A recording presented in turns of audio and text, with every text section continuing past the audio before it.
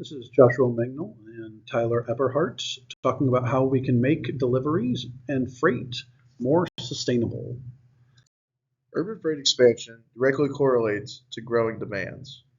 Driving forces behind the steady growth of urban freight flow include globalization, as markets become more interly dependent on each other from nation to nation, economic development, as lower income countries continue to improve the amount of exports that they produce, population growth. The global urban population was approximately 4.2 billion in 2018 and is expected to rise to 6.7 billion in 2050. Urbanization, which means more rural areas are becoming more densely populated, decentralization, and then e-commerce and omnichanneling, such as Amazon and eBay. With the population of urban regions on the rise, urban travel will increase, which leads to more emissions. A study conducted in Europe showed that urban freight vehicles accounted for approximately 6 to 18% of total urban travel, which in turn led to 19% of the energy usage and 21% of the total CO2 emissions. In order to reduce the amount of CO2 emissions, 7 key parameters have been identified. The first is the spatial structure of the supply chain. This is an overview of how far stops are in between each other that a freight vehicle will make. The next is vehicle routing. This deals with the optimization of routes and paths freight vehicles take while delivering goods. The next is exposure to congestion. This correlates to how much traffic the freight vehicle will encounter while it's en route. The next is the freight modal split, which is illustrated in the graphic on the right. This is an overview look at the percentages of freight travel per type of travel. This takes into account land, air, and sea travel, and the land category can be broken down into two different types. This is road, which includes semi-trucks and vans, and railways, which addresses the transportation of goods via train. The next one is vehicle usage. This pertains to the type of vehicle that is being used to transport the desired freight. An example of this would be deciding between electric-powered semi-trucks, which are becoming more widely used as of late, or diesel-based semi-trucks. The last two parameters that have been identified is fuel efficiency and carbon intensity of the energy source. This describes the range of the freight vehicle, whether it be miles per gallon or miles per charge for an EV, and the amount of CO2 that is released upon the vehicle. The graphic on the right shows that urban freight travel on road is a lower percentage than maritime, yet it still accounts for a large amount of CO2 emissions. In an effort to reduce emissions due to freight travel, many initiatives are taking place across the globe.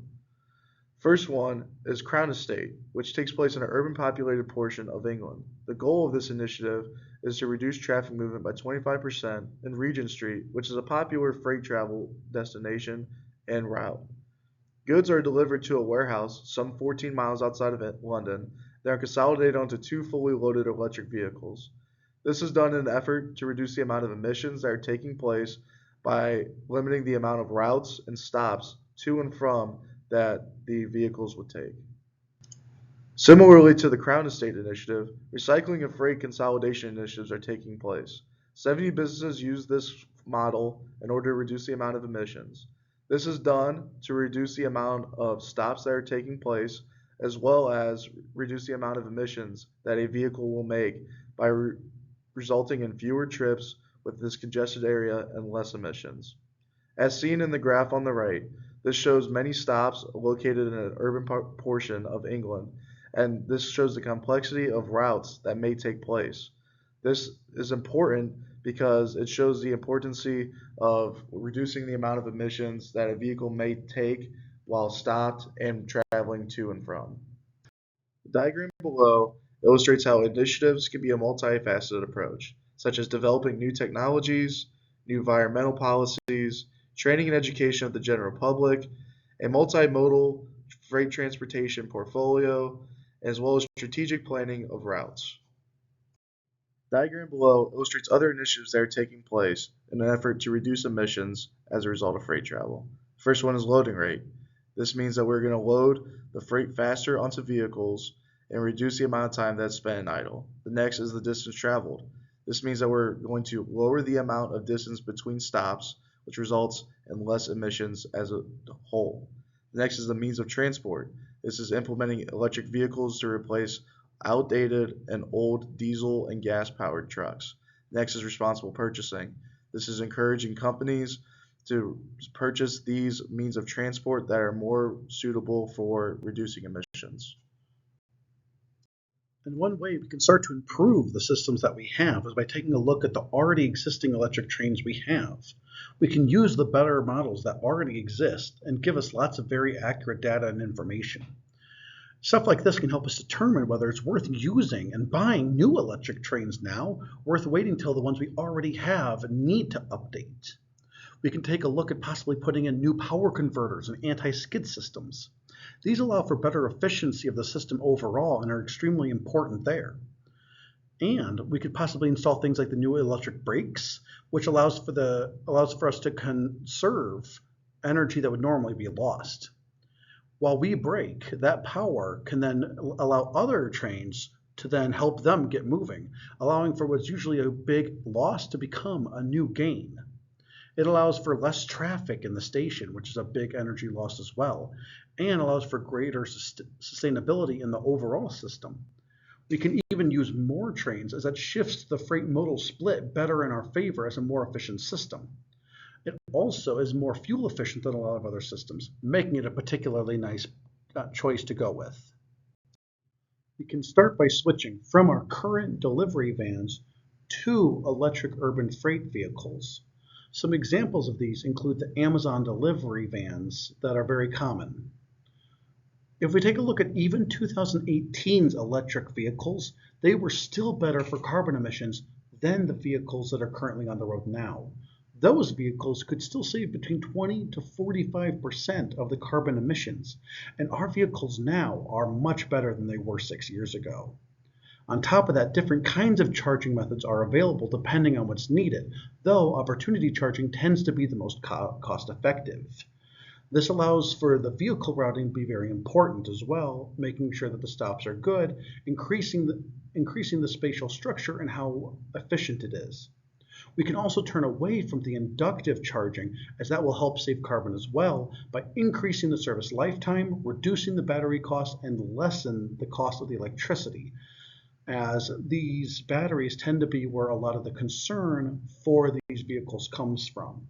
On top of that, this routing can help with decreasing the amount of congestion and traffic that these vehicles will face. Let's move on here to the long haul and heavy battery electric trucks. So, taking a look at the overall, the cost of the current diesel trucks is already higher than some of the proposed 800-kilometer electric trucks that can soon be on the market. Now, these electric trucks can get even cheaper if a shorter range battery is used, like 600 or 400 kilometers. On top of that, diesel has continued to increase in price, especially like we've seen recently, while electric vehicles have only gotten cheaper. On top of that, the fuel that we put in gets better efficiency in electric trucks, going from the 40% train efficiency in diesel trucks to the high of 85% in some electric trucks. On top of that, we can move towards faster charging as well in these trucks, as this will lead to less batteries needed, as this further decreases the price of the trucks and allows for more cargo to be taken up in the space that would usually require more batteries. On top of that, with these electric trucks, picking the right vehicle for the space is very important. And on top of that, the carbon intensity of diesel is much higher than that of gas, meaning that this switch will have a huge impact. Taking a look at the graph here as well, we can see that the truck registration and sales has been mostly dominated by China all the way since 2015, especially in 2017. As of late, though, there's been a bit more of an increase in other countries, but it's still falling way behind. As this goes on, though, this will only create more and more green opportunities. Overall, our findings show that as the population increases, there will be more deliveries and more need for freight. There are a lot of initiatives out there that are meant to help this, and despite the increase of people trying to decrease the amount of CO2. And the conclusion is that focusing on these initiatives and the electrification and improvement of the current forms of delivery and freight, like the trains, trucks, and vans that we've talked about, will help to make a future where delivery is not only as efficient, but also as green as possible. Here are our sources.